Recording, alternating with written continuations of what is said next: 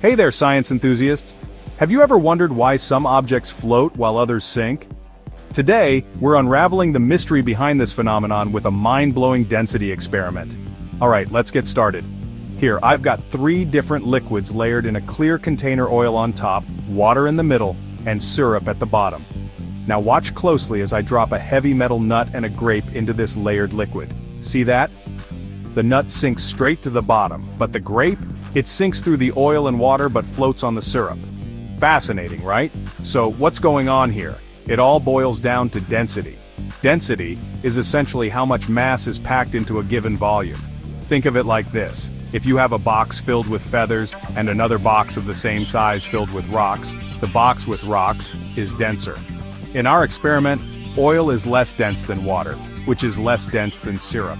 That's why they form distinct layers. Now let's dig a bit deeper. Why do these objects react differently? It's because each object has a different density.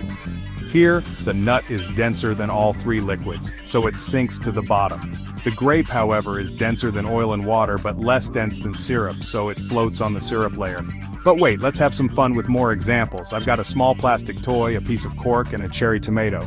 Let's see what happens. The plastic toy floats on the water, the cork floats on the oil, and the cherry tomato sinks through the oil but floats on the water. Each object interacts with the layers based on its density. This concept isn't just for cool experiments. Density differences are at play in everyday life. For instance, in the event of an oil spill, oil floats on water, making it easier to clean up. Hot air balloons rise because hot air is less dense than cold air, and ships float because they're designed to displace enough water to balance their massive weight. Pretty neat, right? Understanding density helps us explain and predict how materials behave in different contexts. Next time you see something float or sink, you'll know it's all about density. Alright science fans, that's it for today.